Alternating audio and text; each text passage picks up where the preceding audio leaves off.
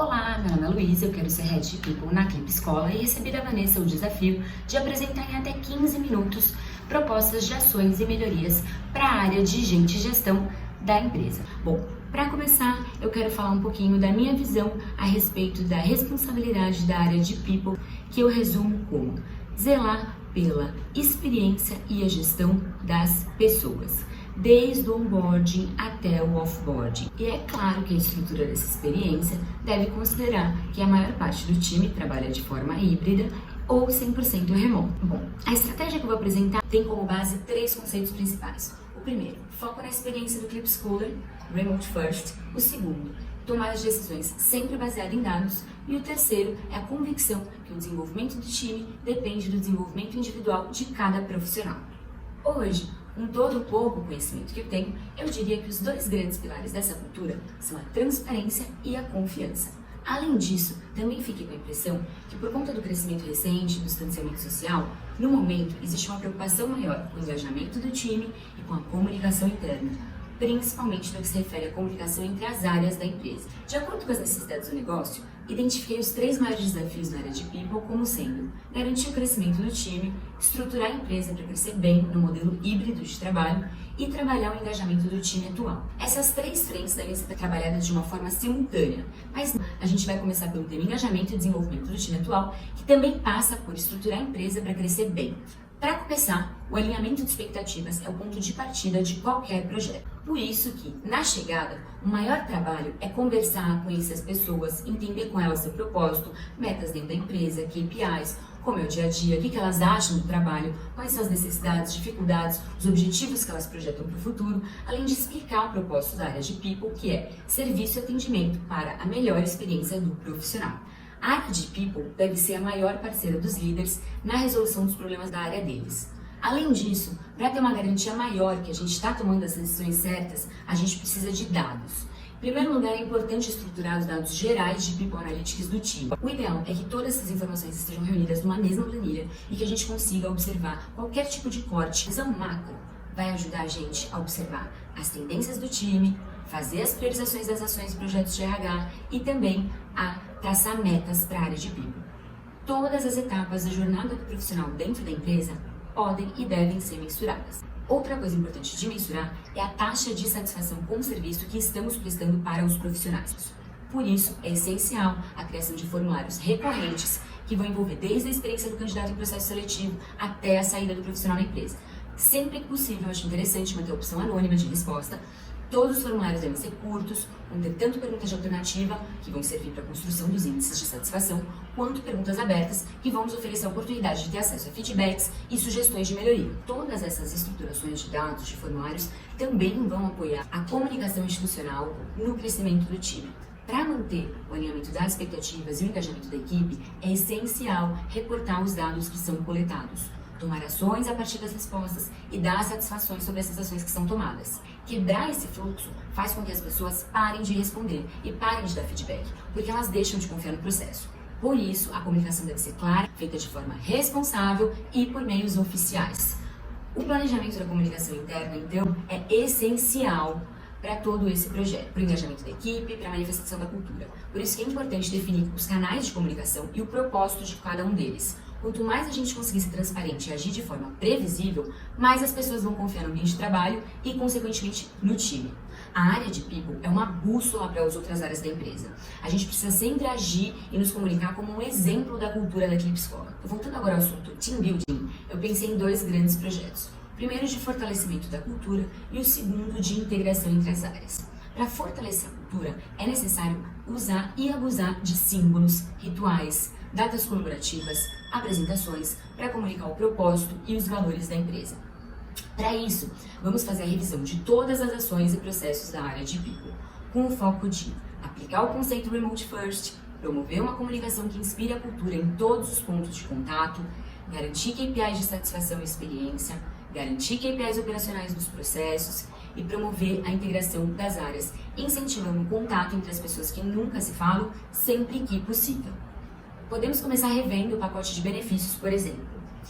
Pensando, é claro, na cultura de adaptação ao trabalho remoto, no cuidado profissional. E uma sugestão também é rever o calendário do ano. escolher uma data bem especial que tem a ver com a nossa empresa, que tem a ver com a nossa cultura, pra gente enviar um presente personalizado para cada um dos Keep Scholars. E assim a gente vai gerando aquela identificação e aquele sentimento maior de unidade. Falando em presente personalizado, essa também é a minha sugestão para o kit de boas-vindas. A gente usar e abusar de símbolos. Então, desde adesivo, mousepad, cabo, ou até mesmo uma garrafa de água térmica da Keep Escola, se quiser fazer um mimo a mais para as pessoas. Uma coisa que eu acho interessante, principalmente para quem trabalha de forma híbrida, é um case de notebook para manutenção do próprio patrimônio mesmo, e alguma coisa que eu acho que tem a ver com a marca. Uma coisa que eu acho que a gente pode fazer mais também é usar a imagem das pessoas, foto das pessoas que as pessoas forneçam pra gente, para poder postar nas boas-vindas, então foto da Luísa, bem-vinda Luísa, pra gente poder colocar na intranet, fazer um organograma com a foto das pessoas, um documento online que conecte cara e crachá. Então, poderia ser um organograma ou alguma página das áreas que tenha foto de cada uma das pessoas, com o nome delas, a função e um contato. E também sempre incentivar as pessoas a utilizarem foto no avatar dela, em todos os sistemas que elas utilizam da empresa. Isso ajuda a personalizar um pouco mais do contato.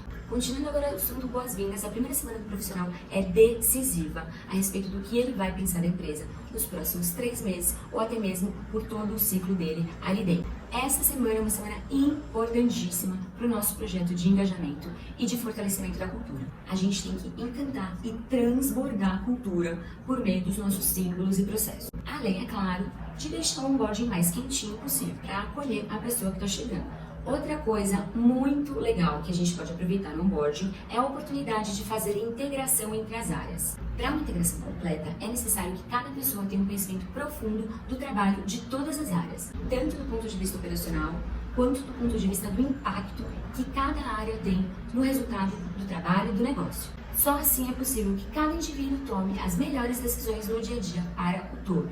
Tenho aqui então algumas sugestões de processos para incluir no onboarding para aumentar a questão da integração entre as áreas. A primeira seria atribuir um padrinho de outra área para todos os entrantes na empresa. A segunda seria incluir uma apresentação de cada área feita para o representante da área com direito a um bate-papo.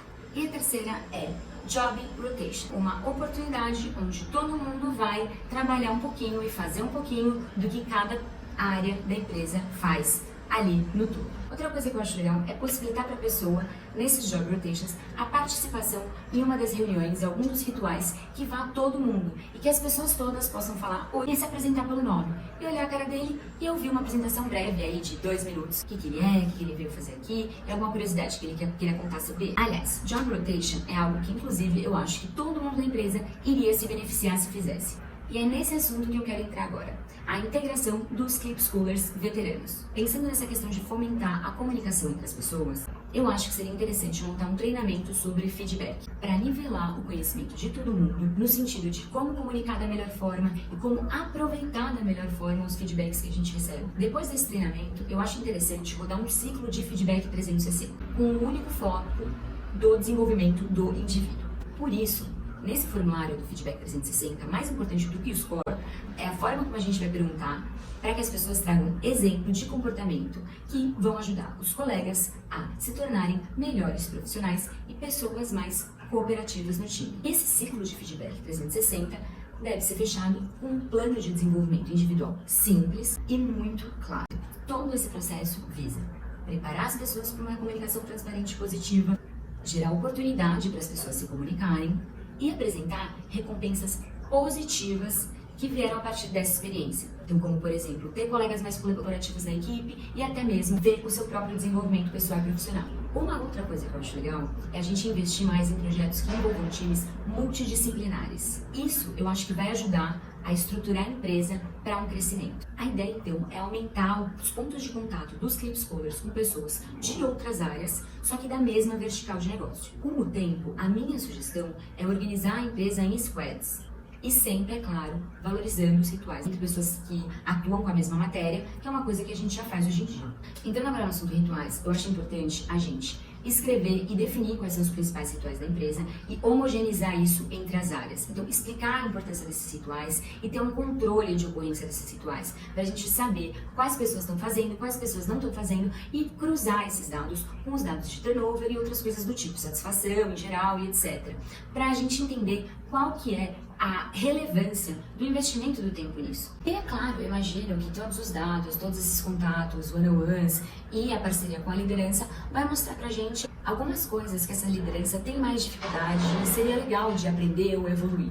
E aí a gente poderia fazer um programa de liderança em que a gente trataria de temas semanais e conversaria com as pessoas que tipos de temas elas gostariam de trabalhar pra gente desenvolver essa liderança de uma forma assertiva e engajadora, interessante de verdade. Outra coisa que eu acho legal de treinamento com a liderança é ensinar os gestores a fazer gestão da carreira dos profissionais que estão abaixo deles.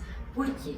Hoje em dia, as carreiras não são mais óbvias, não tem como a gente criar um plano de carreira interno para uma indústria que a gente não faz a menor ideia do que vai precisar daqui a 2, 3 anos. Então, por isso que a gente precisa tirar a ideia do plano de carreira da cabeça das pessoas e colocar a ideia da gestão de carreira. A gente precisa ter condição de conversar com essas pessoas a respeito das oportunidades vigentes, a respeito do conhecimento que é preciso ser desenvolvido, porque assim, quando surgir a necessidade da posição, teremos pessoas internamente preparadas para ocupar os lugares. Isso é mais importante do que pensar em que cargo essa pessoa quer estar daqui a um período. E isso também vai ser mais importante para a retenção dos talentos do que promessas relacionadas a cargos. A respeito de metas, pelo que eu entendi, vocês têm um programa de OKRs em que os OKRs da empresa são definidos. O pessoal de vendas de operação tem metas mais definidas, mais palpáveis, e em outras áreas isso ainda está em desenvolvimento. De qualquer forma, eu acho que é importante a gente desenvolver na reunião de liderança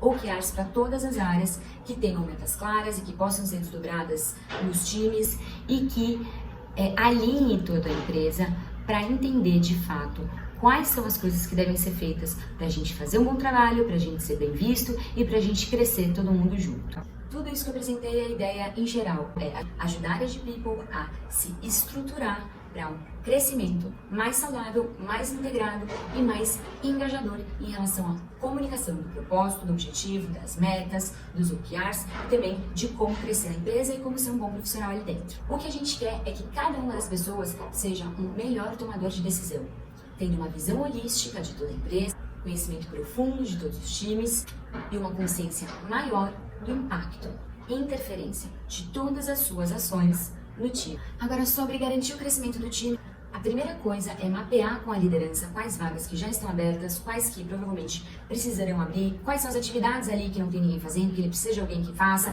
para a gente pensar em possibilidades de perfis diante do budget. Depois que a gente tiver uma lista e um planejamento dos perfis que a gente precisa contratar, uma coisa importante é a gente estruturar a área de dados de recrutamento e seleção. Então a gente precisa saber qual é o SLA de uma vaga aberta, qual é o SLA de trabalho, são coisas diferentes. Qual é a diferença desse SLA entre as áreas? O que um gestor pode esperar da nossa atuação? Qual é a capacidade produtiva de recrutamento e seleção da empresa como um todo? Dividida por responsáveis, por áreas, por perfil, por posição, por prioridade. Outra coisa importante é entender direitinho como funciona o funil dos candidatos.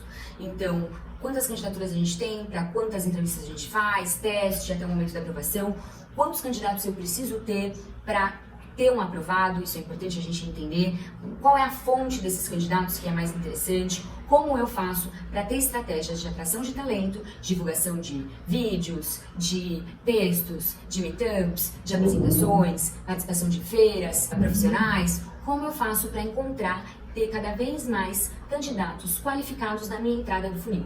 Por isso que o formulário de candidato também é tão importante. Não só para a gente medir a qualidade de satisfação dele no serviço que a gente está prestando em recrutamento e seleção, mas também para a gente perguntar para ele qual é o seu propósito, por que você gostou dessa vaga, de onde você vem, e assim a gente conseguir ir cada vez mais delineando o nosso público-alvo que a gente vai trabalhar na atração do talento a médio e longo prazo, não só a curto prazo.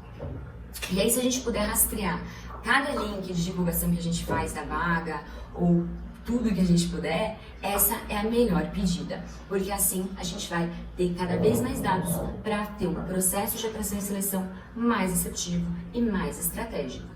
E aí, gente, cada vez mais o recrutamento ele é feito por networking.